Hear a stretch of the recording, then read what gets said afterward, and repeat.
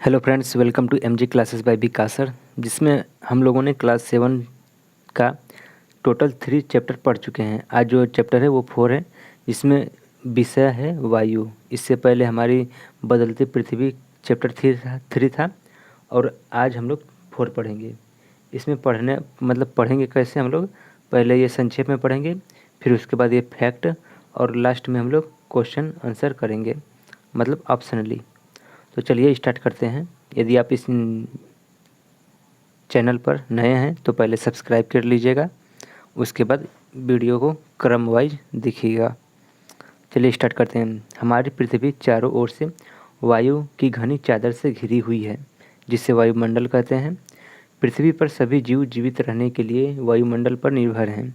यह हमें सांस लेने के लिए वायु प्रदान करता है एवं सूर्य की किरणों के हानिकारक प्रभाव से हमारी रक्षा करता है। यदि सुरक्षा की यह चादर न हो तो हम दिन के समय सूर्य की गर्मी से तप्त होकर जल सकते हैं एवं रात में ठंड से जम सकते हैं। अतः यह वायु राशि है जिसे पृथ्वी का तापमान को रहने योग्य बनाता है। वायुमंडल में संघटन। तो क्या आप जानते हैं कि जिस वायु का उपयोग हम सांस लेने के लिए करते हैं, वास्तव में वह अनेक गैसों का मिश्रण होती है।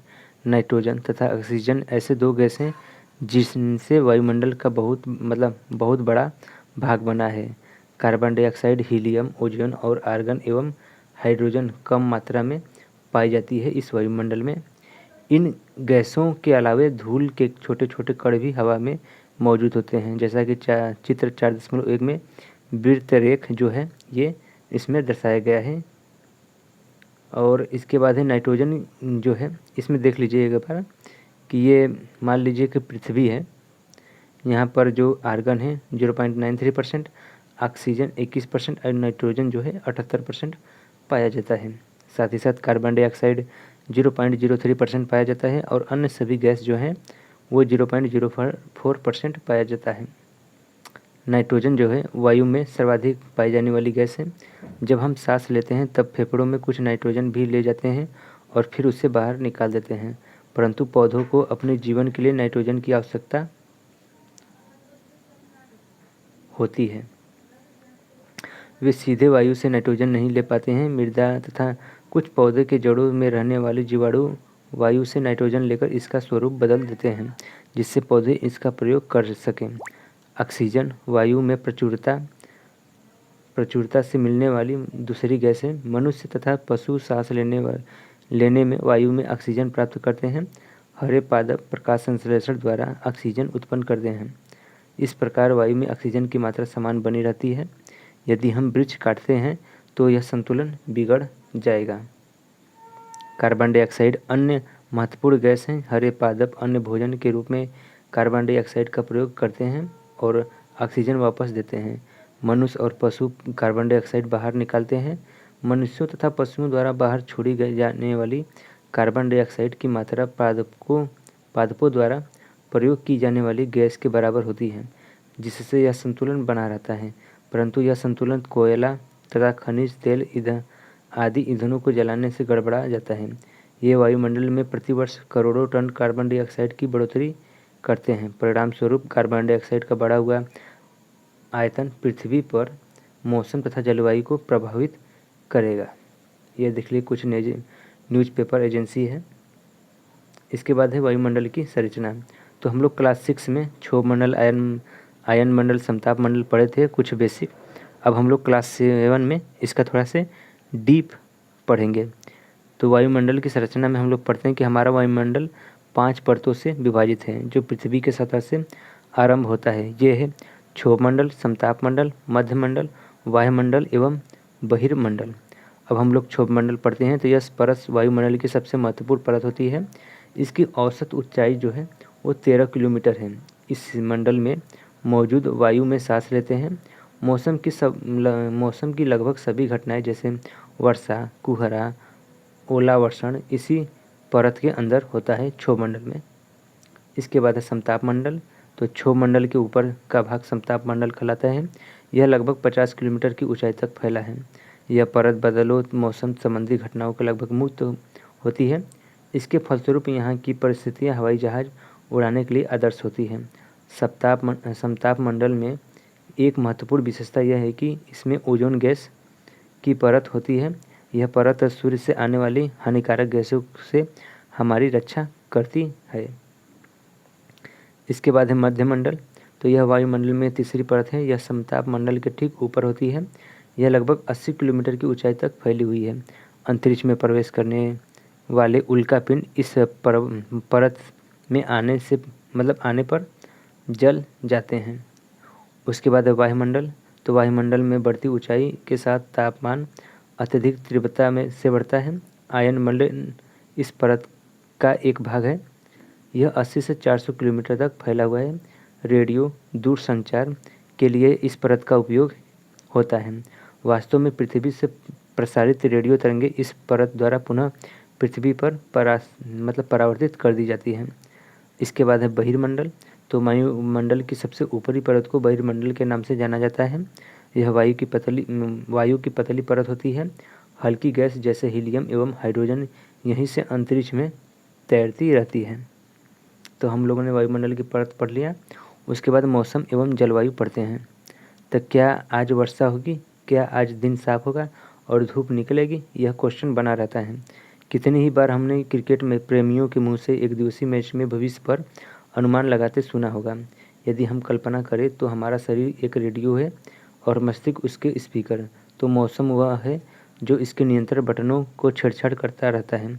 मौसमों वायुमंडल के प्रत्येक घंटे तथा दिन प्रतिदिन की स्थिति होती है। आर्द्र एवं गर्म मौसम किसी भी चिड़चिड़ा बना सकता है। अच्छा हवादार मौसम हमें आनंद देता है और हम घूमने की योजना भी बना सकते हैं। मौसम नाटकीय रूप से दिन प्रतिदिन बदलता है, किंतु दीर्घकाल में किसी स्थान का औसत मौसम उस स्थान की जलवायु बताता है। क्या अब आप समझ गए हैं कि मौसम की दैनिक पूर्वानुमान क्यों करते हैं? अब हम लोग तापमान पढ़ते हैं। आप प्रतिदिन जिस तापमान का अनुभव करते हैं वह वायुमंडल का तापमान होता है। वायु में मौजूद ताप एवं शीतलता के परिणाम को तापमान कहते हैं। वायुमंडल का तापमान केवल दिन और रात में ही नहीं बदलती बल्कि ऋतुओं के अनुसार भी बदलता है। शीत ऋतु की अपेक्षा ग्रीष्म ऋतु ज़्यादा गर्म होता है। अब इसके बाद है आतपन। आतपन एक महत्वपूर्ण कारक है जो तापमान के वितरण को प्रभावित करता है। सूर्य से आने वाली वह ऊर्जा जिसमें पृथ्वी रोक लेती है उसे हम आतपन कहते हैं। आतपन की मात्रा भूमध्य रेखा से ध्रुवों की ओर घटती है, इसलिए तापमान उसी प्रकार घटता है। क्या अब आप समझ गए होंगे कि ध्रुव बर्फ से ढके क्यों ढके हुए हैं? यदि पृथ्वी का तापमान अधिक बढ़ जाता है तो यहाँ इतनी गर्म हो जाएगी कि यहाँ की कुछ फसलें नहीं उग सकेंगी। गाँव की अपेक्षा नगरों का तापमान बहुत अधिक होता है। दिन के समय एसाफेल्ट से बनी सड़कें एवं धातु और कंक्रीट से बने भवन जो है गर्म हो जाते हैं। रात के समय यह ऊष्मा मुक्त हो जाती है। नगर के भीड़ वाले ऊंचे भवन गर्म वायु को रोक लेते हैं, जिससे नगरों का तापमान बढ़ जाता है। इसके बाद हम लोग वायु दाब पढ़ते हैं। तो यह जानकर आपको आश्चर्य होगा कि वायु हमारे शरीर पर उच्च दाब के साथ बल लगाती है, किंतु हम इसका अनुभव नहीं करते हैं। यह इसलिए होता है क्योंकि वायु का दाब हमारे शरीर के ऊपर सभी दिशाओं से लगता है और हमारा शरीर विपरीत बल लगाता है। पृथ्वी की सतह पर वायु का भार द्वारा लगाया गया दाब वायु दाब कहलाता है। वायुमंडल में ऊपर की ओर जाने वाला दाब तेजी से गिरने लगता है। समुद्र स्तर पर वायु दाब सर्वाधिक होता है और ऊंचाई पर जाने पर यह घटता जाता है। वायु दाब का क्षैतिज वितरण किसी स्थान पर उपस्थित वायु के ताप द्वारा प्रभावी होता है। अत्यधिक तापमान वाले क्षेत्रों में वायु गर्म होकर ऊपर उठती है। यह निम्न दाब क्षेत्र बताता है। निम्न दाब बादलयुक्त आकाश एवं नम मौसम के साथ जुड़ा होता है। कम तापमान वाले क्षेत्रों की वायु ठंडी होती है। इसके फलस्वरूप यह भारी होती है। भारी वायु निमज्जित होकर उच्च दाब क्षेत्र बनाती है। उच्च दाब के कारण स्पष्ट एवं स्वच्छ आकाश होता है। वायु सदैव उच्च दाब क्षेत्र से निम्न दाब क्षेत्र की ओर गमन करता है। इसके बाद हम लोग पवन पढ़ लेते हैं। तो उच्च दाब क्षेत्र से निम्न दाब क्षेत्र की ओर वायु की गति को पवन कहते हैं। आप पवन को काम करते देख सकते हैं, जब एक सड़क पर गिरी पत्तियां को उड़ाती अथवा तूफान के समय पेड़ों को उखाड़ देती है। कभी कभी जब पवन धीरे बहती है तो आप इसे महीन धूल या धुएं को उड़ाते देख सकते हैं। कभी कभी पवन इतनी तेज होती है कि इसके विपरीत दिशा में चलना कठिन हो जाता है। आपने अवश्य अनुभव किया होगा कि जब तेज पवन में छाता लेकर चलना आसान नहीं है। 3 अन्य उदाहरण सोचिए जब जब तेज पवन के कारण आपके लिए समस्या उत्पन्न हुई है। तो पवन को मुख्यतः 3 प्रकारों में विभाजित किया जा सकता है, जो कि पहला है स्थानीय पवन, व्यापारिक पश्चिमी एवं पूर्वी पवनें स्थानीय पवनें हैं। ये वर्ष भर लगातार निश्चित दिशा में चलती रहती हैं। दूसरा है मौसमी पवनें। ये पवनें विभिन्न ऋतुओं में अपनी दिशा बदलती रहती है। उदाहरण के लिए भारत में मानसूनी पवनें। इसके बाद है स्थानीय पवनें। ये पवनें किसी छोटे क्षेत्र में वर्ष या दिन में किसी भी विशेष समय चलती है। उदाहरण के लिए स्थल या समुद्री समीर। क्या आपको भारत में उत्तरी क्षेत्र का गर्म एवं शुष्क स्थानीय पवन याद है, जिसे हम लू कहते हैं? ये जो चित्र दिया हुआ है, इसको हम लोग अभी बाद में देखेंगे। इसके बाद हम लोग पढ़ लेते हैं चक्रवात प्राकृतिक आवेश। तो भारत में पूर्वी समुद्री तट स्थित उड़ीसा में बंगाल खाड़ी में उठने वाले चक्रवातों का खतरा बना रहता है। 17 से 18 अक्टूबर 1999 के राज्य 5 जिलों में चक्रवात आया। 29 अक्टूबर 1999 को एक अन्य महाचक्रवात आया, जिस राज्य के एक बड़े भाग में तबाही मचाई। मुख्यतः पवन का वेग, वर्षा तथा ज्वारी प्रोत्कर्ष से हानियाँ हुई। 260 किलोमीटर प्रति घंटे तक यह वेग वाली पवन 36 घंटे से भी ज़्यादा समय तक चलती रही। तीव्र वेग वाली इस पवन ने पेड़ों को उखाड़ दिया और कच्चे घरों को नष्ट कर दिया। अनेक औद्योगिक भवन तथा अन्य घरों को छतें से उड़ गई। विद्युत आपूर्ति एवं टेलीफोन लाइनें पूरी तरह से कट गई। चक्रवात का फलस्वरूप लगातार 3 दिनों तक भारी वर्षा होती रही। इस वर्षा के कारण उड़ीसा की मुख्य नदियों में बाढ़ आ गई। चक्रवात पवनों के कारण उठी ज्वारी तरंगें स्थल पर 20 किलोमीटर दूरी तक आ गई और एक फलस्वरूप तटीय क्षेत्रों में भयानक तबाही हुई।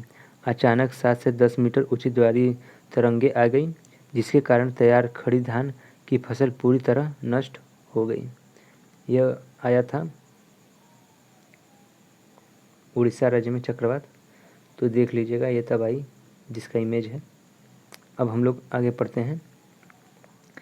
25 अक्टूबर 1999 को पूर्वी पोर्ट ब्लेयर के निकट थाईलैंड की खाड़ी में अवदाब के कारण यह चक्रवात उत्पन्न हुआ और यह धीरे धीरे उत्तर पश्चिम की दिशा में बढ़ा। गहन होकर इसने महाचक्रवात का रूप धारण कर लिया और 29 अक्टूबर को सुबह 10:30 बजे को उड़ीसा के इरेसामा व बालीकुडा के बीच इन क्षेत्रों को प्रभावित किया। इस महाचक्रवात को भुवनेश्वर, कटक और 28 तटीय नगरों सहित उड़ीसा के पूरे तट को बर्बाद कर दिया। इसके लगभग 130 लाख लोग प्रभावित हुए और 103 प्रभावित बहुत बड़ी संख्या में पशुओं की मौत हो गई। धान, सब्जियां एवं फलों की खड़ी फसलों की भारी नुकसान हुआ। ज्वारी प्रोत्कर्ष के उत्पन्न लवणता के कारण कृषि योग्य विशाल भू क्षेत्र अनुपजाऊ हो गए। साल, सागवन और बांस के बागान वाले विशाल भू क्षेत्र नष्ट हो गए।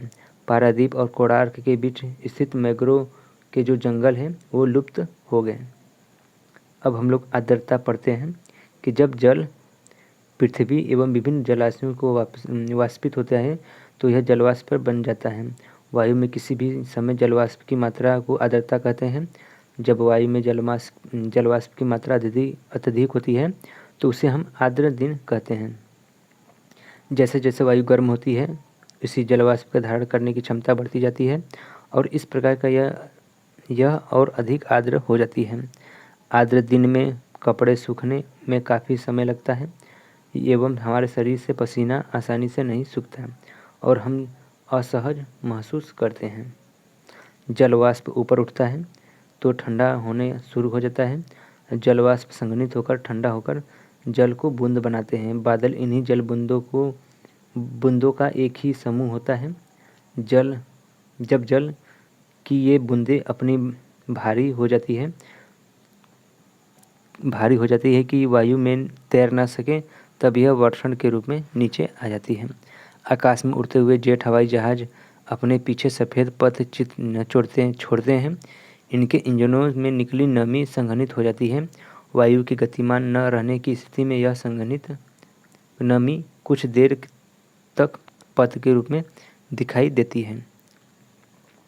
पृथ्वी पर जल के रूप में गिरने वाला दरवर्षण वर्षा कहलाता है। ज़्यादातर भौम जल वर्षा जल से ही प्राप्त होता है। पौधे जल संरक्षण में मदद करते हैं। जब पहाड़ी पार्श्वों से पेड़ काटे जाते हैं, वर्षा जल अनावृत पहाड़ों से नीचे बहता है एवं निचले इलाकों में बाढ़ का कारण बनता है। क्रियाविधि आधार पर यह वर्षा 3 प्रकार के होते हैं: संवहनी वर्षा, पर्वतीय वर्षा एवं चक्रवाती वर्षा। इसके बाद है अगला कि पौधे तथा जीव जंतुओं में जीवित रहने के लिए वर्षा बहुत महत्वपूर्ण है। इस धरातल के ताज़ा जल प्रदान होता है। यदि वर्षा कम हो तो जल का कमी एवं सूखा हो जाता है। इसके विपरीत अगर वर्षा अधिक हो तो बाढ़ आ जाती है। इसके बाद अभ्यास है, तो पहले हम लोग फैक्ट पढ़ लेते हैं। क्या आप जानते हैं कि कार्बन डाइऑक्साइड वायुमंडल में फैलकर पृथ्वी के विकिरित ऊष्मा के पृथ्वी पर रोककर ग्रीन हाउस प्रभाव पैदा करती है। इसलिए इसे ग्रीन हाउस गैस भी कहते हैं। और इसके अभाव में धरती इतनी ठंडी हो जाती है कि इस पर रहना असंभव होता है।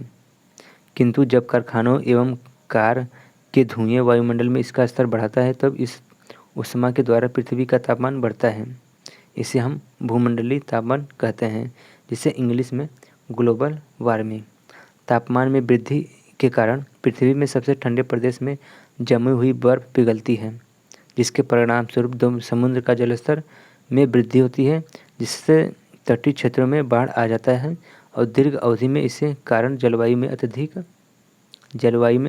परिवर्तन हो सकता है, जिसके फलस्वरूप कुछ पौधे एवं पशु लुप्त हो सकते हैं। इसके बाद नेक्स्ट पेज में देख लेते हैं हम लोग। जब वायु गर्म होती है तो फैलती है और हल्की होकर ऊपर उठती है। ठंडी वायु सघन और भारी होती है, इसलिए इसमें नीचे रहने की प्रवृत्ति होती है। गर्म वायु के ऊपर उठने पर आसपास क्षेत्रों में ठंडी वायु रिक्त स्थान को भरने के लिए वहां आ जाती है। इस प्रकार वायु चक्र चलता रहता है। इसके बाद ये मंडल है। मंडल को आप देख लीजिए कि पहले पृथ्वी है, पृथ्वी के ऊपर क्षोभ मंडल जो क्षोभ सीमा है, फिर समताप मंडल, फिर समताप सीमा, उसके बाद आयन मध्य मंडल और ये मध्य सीमा है। फिर इसके बाद जो मंडल स्टार्ट होगा वो वायुमंडल स्टार्ट होगा और सबसे लास्ट में बहिर्मंडल। ये देख लीजिएगा कि सप्ताह मंडल में जहाज उड़ रहा है, मतलब कि जहाज जो भी उड़ते हैं समताप मंडल में ही उड़ान भरते हैं। इसके बाद क्या आप जानते में हैं कि यहाँ जानवर, आपको आश्चर्य होगा कि पृथ्वी सूर्य की ऊर्जा को लगभग इतना भाग का केवल 1 भाग ही प्राप्त करती है। इसके बाद ये है वर्षामापी रेन गेज और तापमापी केल्विन, वायुदाब है और ये बात दीर्घदर्शी, मतलब कि हवा की गति मतलब किस दिशा में बहता है वो है। यहाँ से हम लोग पढ़ लेते हैं। तापमान को मापने की मानक इकाई डिग्री सेल्सियस है। इसका आविष्कार एडवर्ड सेल्सियस ने किया था। सेल्सियस पैमाने पर 0 डिग्री सेल्सियस पर जल जमता है, जबकि 100 डिग्री सेल्सियस पर जल उबलता है। क्या आप जानते हैं कि चांद पर वायु नहीं है, अतः वहाँ वायुदाब भी नहीं है। अंतरिक्ष यात्री जब चांद पर जाते हैं तो विशेष रूप से सुरक्षित हवा से भरी हुई अंतरिक्ष पोशाक पहनाते हैं। यदि वे इस अंतरिक्ष पोशाक को न पहने तो अंतरिक्ष यात्रियों के शरीर द्वारा विपरीत बल लगने के कारण उनकी रक्त की शिराएं फट सकती है और जिसमें अंतरिक्ष यात्री का रक्तस्रावित हो जाता है। पवन का नाम आने की दिशा के आधार पर निर्धारित होता है। उदाहरण के लिए पश्चिम से आने वाली पवन को हम पश्चिमा या फिर पछुआ पवन कहते हैं। इसके बाद ये हम लोग ये देखिए, ये भूमध्य रेखा है, ये बीच का, इसके ऊपर उत्तरी व्यापारिक पवनें पर बहती है और इसके दक्षिण पूर्वी व्यापारिक पवनें, ये 23 डिग्री उत्तर और 23 डिग्री दक्षिण के मध्य। फिर उसके ऊपर जो है ये पछुआ पवन है और ये पछुआ पवन। ये उपोष्ण उच्च दाब जो कि अक्षांश से 35 से 60 डिग्री के बीच पछुआ पवन बहती है। फिर उच्च दाब फिर ध्रुवीय पूर्वी पवन है। इसमें ज़्यादा नहीं देखना है, बाद में हम लोग नेक्स्ट क्लास में देखेंगे जब मतलब कि क्लास 8-9 का हम लोग पढ़ेंगे जियोग्राफी, तो उसमें ज़्यादा डिटेल में वहाँ पर हम लोग और ज़्यादा डिटेल पढ़ेंगे। क्या आप जानते हैं इसमें हम लोग पढ़ते हैं तो वर्षण के दूसरे रूप हिम, सहिम, वृष्टि तथा ओला है। एक बार और समझ लीजिए कि वर्षण के दूसरे रूप हिम, सहिम, वृष्टि तथा ओला है। अब अभ्यास में पहला क्वेश्चन है कि निम्नलिखित में से कौन सा गैस हमें सूर्य की हानिकारक किरणों से बचाती है। तो ये रहा ऑप्शन, पहला कार्बन डाइऑक्साइड, दूसरा नाइट्रोजन और तीसरा ओजोन। जो भी आपको लगता है कि सही आंसर होगा उसे आप कमेंट बॉक्स में कमेंट कीजिएगा।